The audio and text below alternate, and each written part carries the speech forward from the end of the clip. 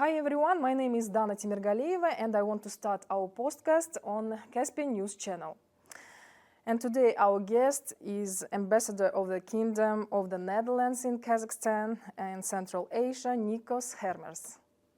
Mr. Nikko, you are welcome to Atyrau. And my first question is, you have a lot of orange.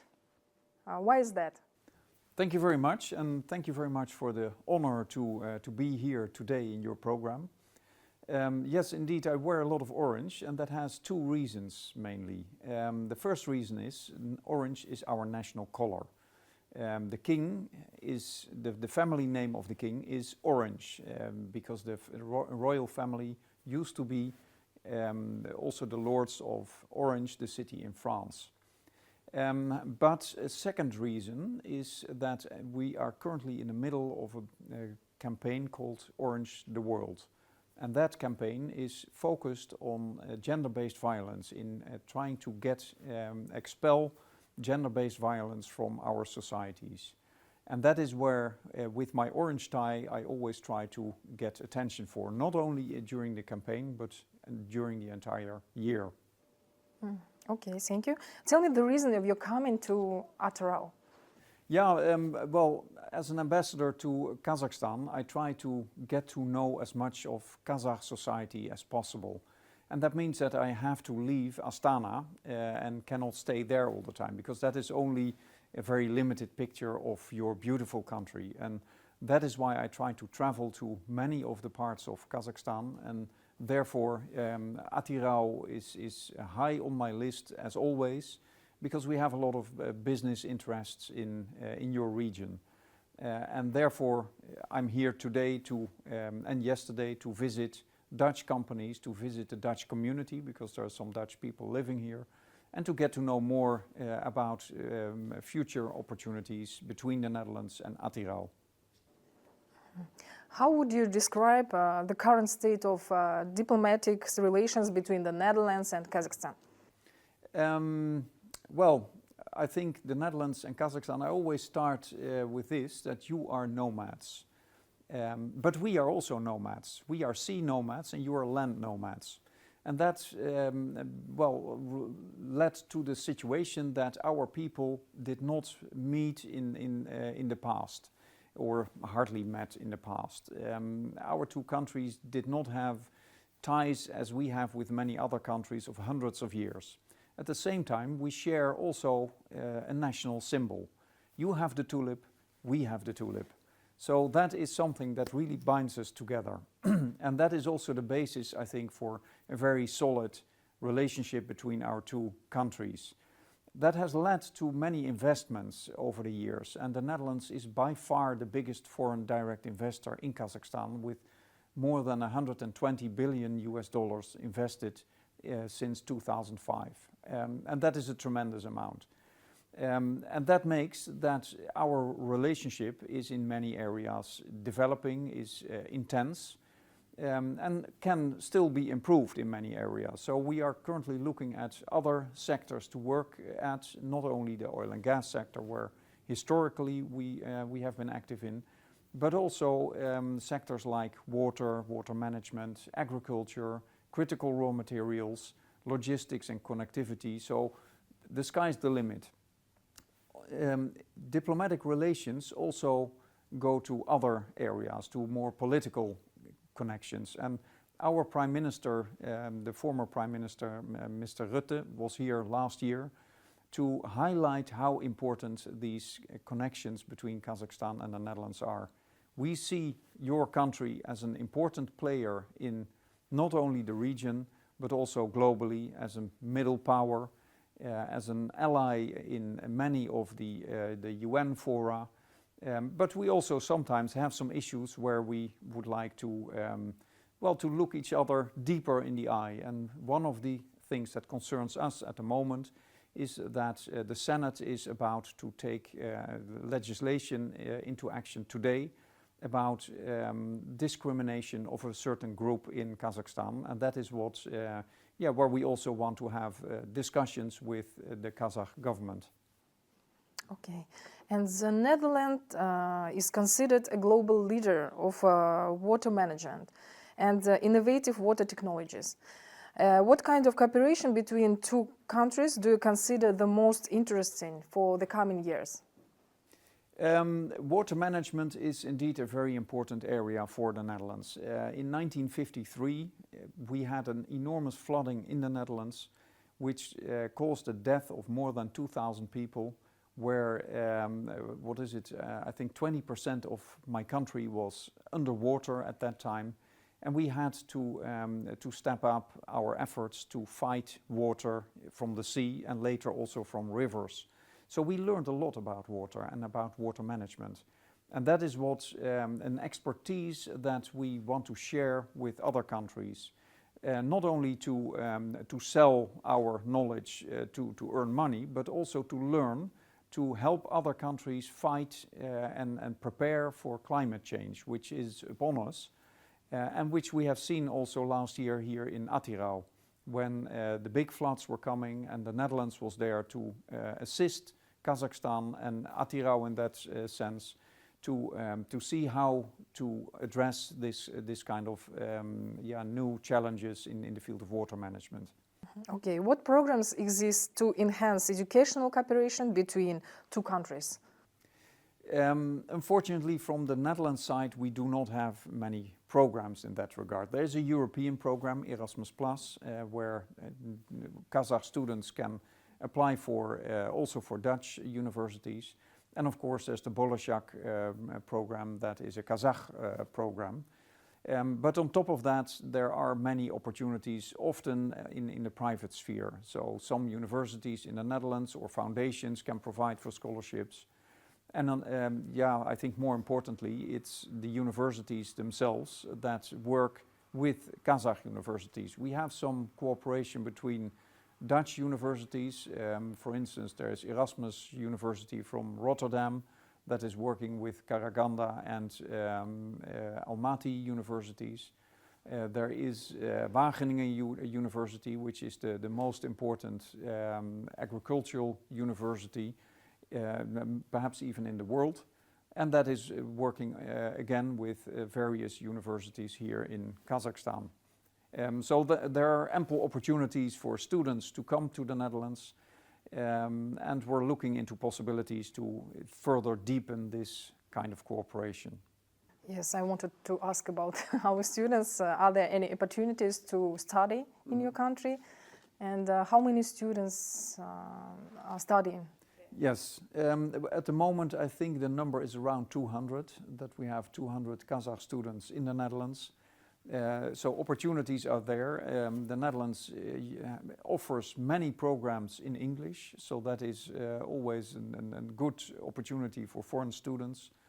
I think that we had for a while even the possibility to study Dutch here in Kazakhstan. Unfortunately, that has been discontinued, but is not really necessary also to go to the Netherlands. That is my main point. There's much to be done in English. There are many opportunities. And yeah, as mentioned, 200 students. We have even in my own embassy colleagues who studied in the Netherlands to get a taste of the Netherlands in that regard. Mm-hmm. And you are working in Kazakhstan about 2 years, yes, since 223. 2023, yes, yeah. About 2 years. Can you tell me something about your family? Yes, well, I have a complex family. 4 of my own kids are living in the Netherlands at the moment, are grown-ups or finalizing their studies. And together with my wife and my 3 stepchildren, I'm living in Kazakhstan. That is to say, my stepson has left already to the UK to follow a career as a professional football player. My 2 stepdaughters are with us in Astana, and we very much like it to have them around and to live in Kazakhstan. Mm-hmm. And what were your first impressions upon arriving in Kazakhstan? I think the first impression was, what will not be surprising, it was very cold in Kazakhstan for us. We came from Armenia at the time, where it was still high summer, and in September in Kazakhstan it was already, getting close to autumn and a little bit chilly. At the same time, it also feels a little bit like home, because your country is so flat, as I'm used to in the Netherlands, where everything is flat as well. So that impression was a good one. Mm-hmm. What aspects of Kazakh culture or society have impressed you the most?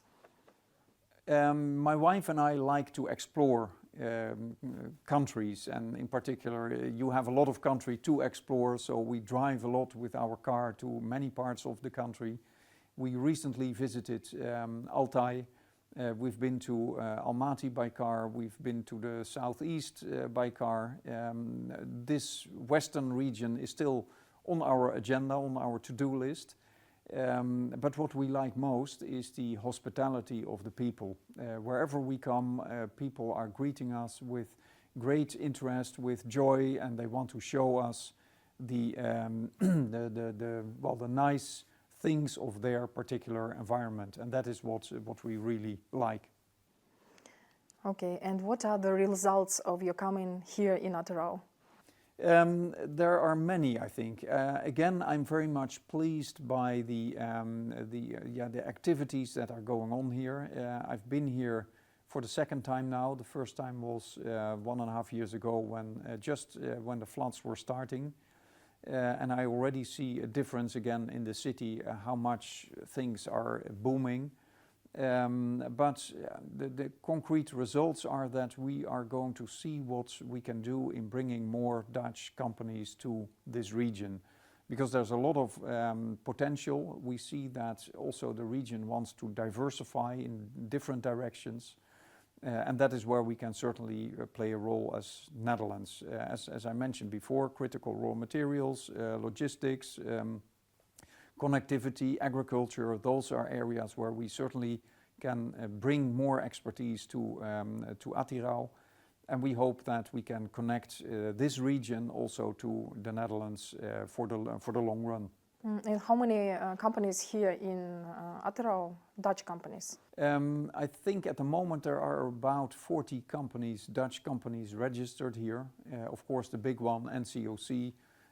But there are many others, also smaller companies active in your city, in your oblast, and we hope to further increase that number in the future. And did you have in Atyrau some meetings with local companies, with government, and so on? Yeah, my program last year was basically I tried to visit the Akimat last year, but unfortunately that was impossible due to all the floods that were at that moment starting to unravel. We sent this team of water experts quickly after, and they worked closely together with the Kazakh experts in this field. But then I realized I want to come back. Unfortunately, we planned our King's Day reception this year exactly during the time when there were forest fires going on. And then our honorary consul advised this is not a good time to celebrate, because the city is in distress again, so we cancelled that reception. But I wanted to do something for the Dutch community and to show our commitment to this region as well. So therefore we decided, well, before the end of the year we need to go to Atyrau.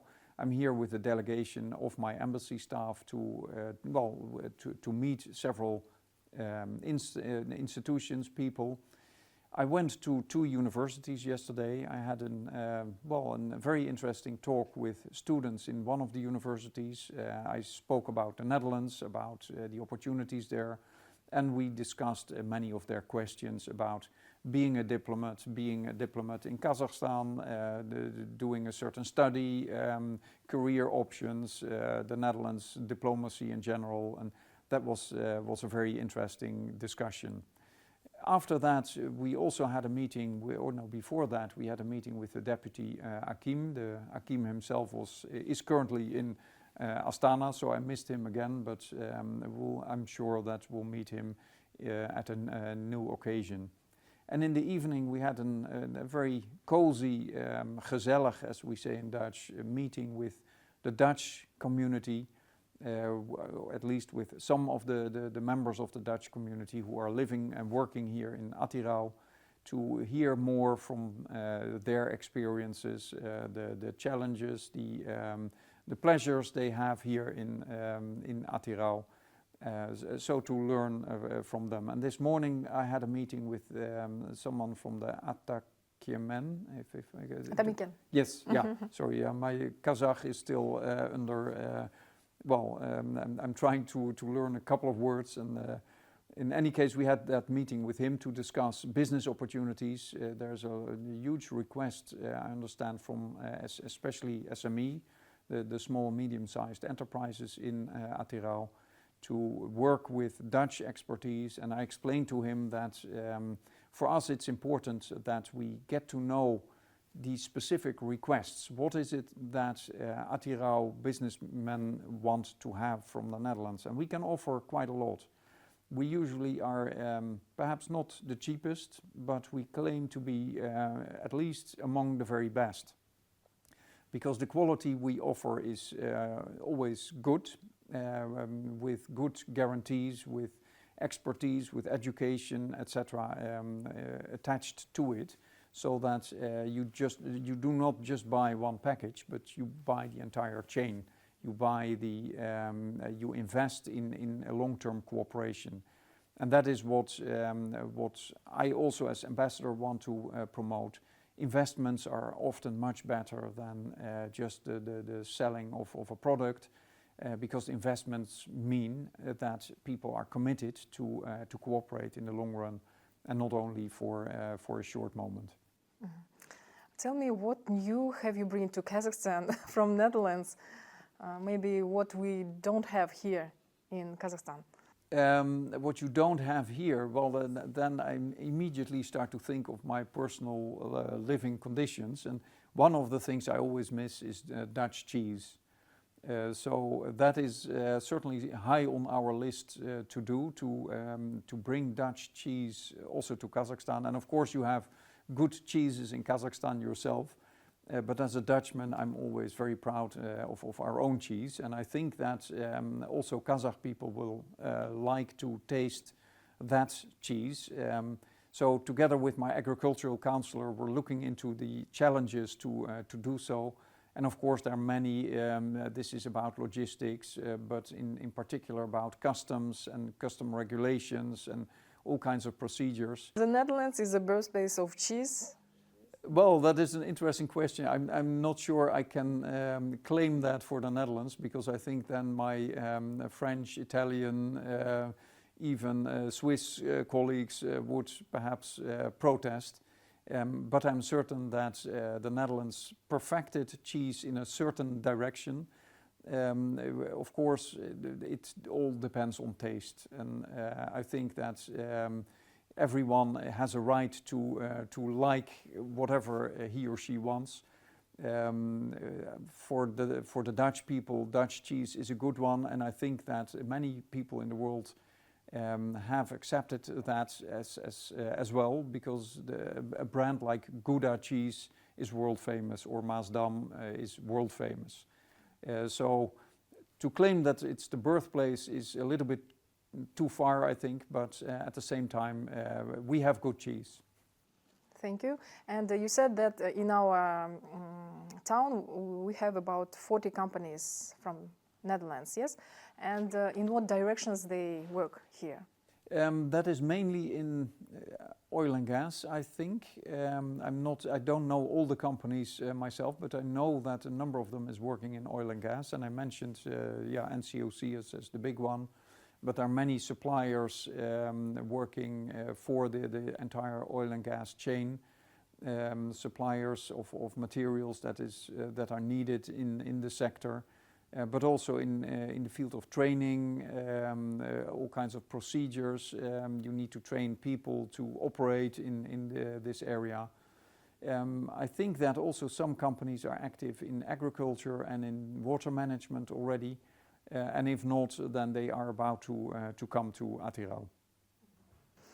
Okay, Mr. Nikko, we wish you good luck in your work. Thank you for coming and spending your time with us. And thank to our listeners for tuning in, and see you the next time.